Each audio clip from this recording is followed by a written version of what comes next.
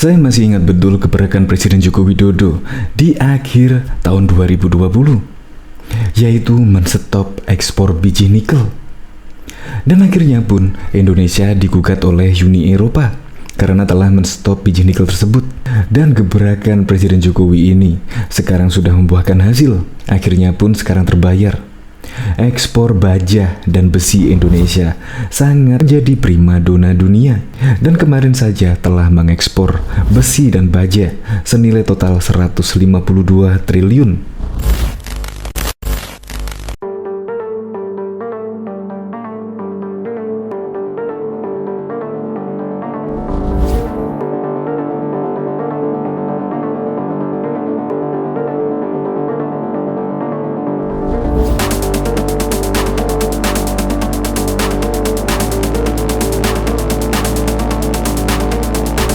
Pelongo-pelongo dari mana? Jika Presiden Jokowi tanpa kompromi langsung stop biji nikel karena ekspor minyak sawitnya ditolak.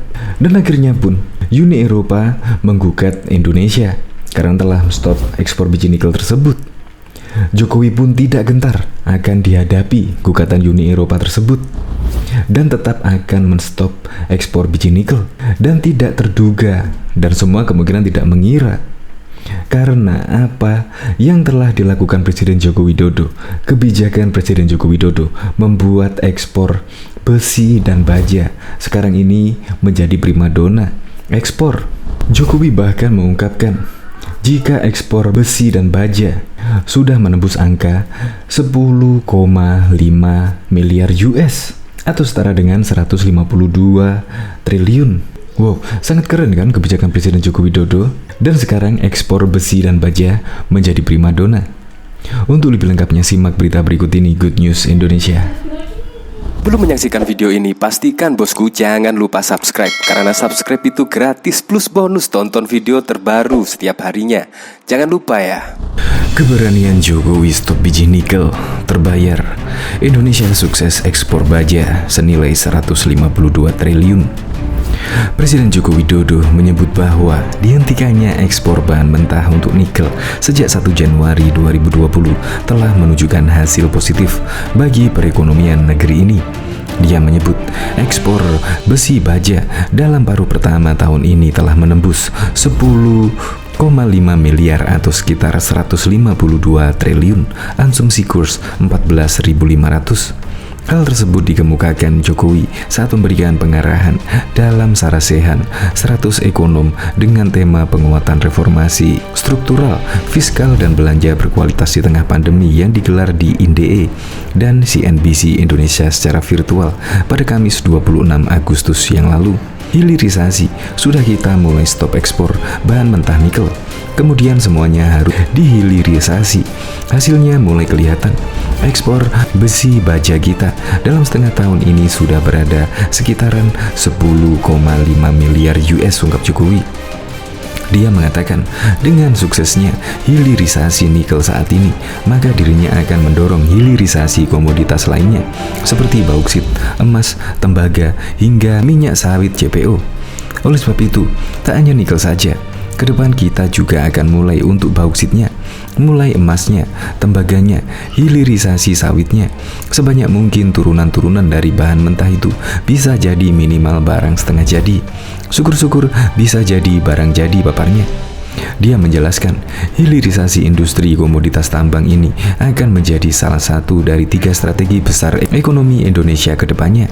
Adapun 2 strategi besar lainnya yaitu digitalisasi UMKM dan ekonomi hijau. Kedepan strategi besar ekonomi kita, strategi besar ekonomi negara, ada 3 hal yang ingin saya sampaikan. Pertama, hilirisasi industri. Kedua, digitalisasi UMKM. Dan ketiga, kita harus mulai masuk ke ekonomi hijau, pungkasnya. Diketahui, Menteri Perdagangan Muhammad Lutfi mengatakan besi dan baja merupakan primadona utama ekspor non-migas Indonesia pada periode Januari hingga Maret 2021. Kalau kita lihat top 10 daripada ekspor non-migas kita atau setara dengan 62,33% daripada total ekspor, kita bisa menggarisbawahi di situ besi dan baja menjadi primadona yang utama karena Indonesia ini sudah menjual bahan dan barang industri, kata Mendak dalam konferensi pers tentang kinerja perdagangan bulan Maret 2021 pada Jumat 16 April 2021. Jika besi dan baja menjadi primadona ekspor non-migas, di urutan kedua yang menjadi primadona ada minyak nabati atau CPO, di mana pertumbuhannya mencapai 45,35%. Hal itu terlihat dari pertumbuhannya pada Januari-Maret 2021 mencapai 6,96 miliar US dibandingkan periode yang sama tahun 2020 yang hanya 4,79 miliar US. Kalau kita lihat juga untuk minyak nabati atau di sini kita sebutkan secara sederhana adalah CPO, pertumbuhannya nomor 2 yaitu 45,35%. Kalau jadi kita lihat pertumbuhannya dari 4,79 miliar US pada tahun 2020 menjadi 6,96 miliar US di bulan Januari-Maret di tahun 2021 katanya. Kemudian yang lainnya ada kendaraan otomotif dan bagiannya. Sektor ini pada Januari-Maret 2021 tumbuh 15,48%. Dengan demikian, Mendak menyebut besi dan baja, CPO dan kendaraan merupakan ketiga barang yang mendominasi pertumbuhan industri ekspor non-migas Indonesia. Jadi ketiga barang itu mendominasi daripada pertumbuhan industri ekspor non-migas kita. Dan saya juga ingin melihat daripada mesin dan peralatan elektrik, pertumbuhannya juga tinggi yaitu 17,89% dari 2,67 miliar US Januari hingga Maret 2021 berbanding dengan 2,27 miliar US pada Januari-Maret 2020. Selain itu, berbagai produk kimia juga menjadi primadona ekspor non-migas lainnya, di mana tumbuhnya tinggi sekali menjadi 58,26% pada Januari-Maret 2021 dibandingkan Januari-Maret 2020 yang besarnya hanya 0,88%. Jadi ini adalah bagian yang menurut saya sangat penting dan mudah-mudahan ini menjadi tulang punggung daripada ekspor kita di masa-masa yang akan datang, ujarnya. Di samping itu, selain barang ekspor non-migas yang telah disebutkan di atas, sisanya yang menjadi primadona ekspor non-migas periode Januari hingga Maret 2021 yakni bahan bakar mineral, karet dan barang dari karet, mesin dan peralatan mekanis, alas kaki, dan logam mulia seperti perhiasan atau permata. Top 10 daripada ekspor barang kita ini menunjukkan di situ bahwa sebenarnya barang-barang industri sudah mulai menjadi pilar utama daripada ekspor non-migas kita, pungkasnya. Diketahui Presiden Joko Widodo mengaku tak masalah atas gugatan Uni Eropa ke Organisasi Perdagangan Dunia WTO terhadap kebijakan pemerintah terkait larangan ekspor biji nikel.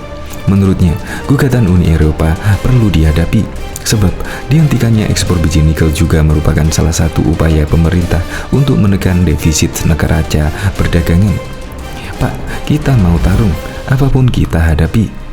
Kita hentikan ekspor nikel, ore keluar. Ini sudah digugat sama Uni Eropa, digugat di WTO.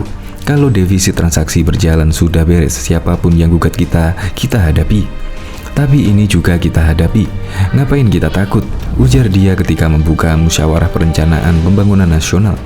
Rencana Pembangunan Jangka Menengah Nasional 2020 hingga 2024 di Istana Negara, Jakarta pada Senin 16 Desember 2019 yang lalu. Barang-barang kita, nikel-nikel kita, mau ekspor, mau enggak suka-suka kita. Iya enggak? Lanjut dia. Mantan wali kota Solo tersebut mengatakan, dalam prosesnya Indonesia akan berhenti mengekspor komoditas lain sebab hilirisasi juga perlu dilakukan untuk menumbuhkan industri dalam negeri.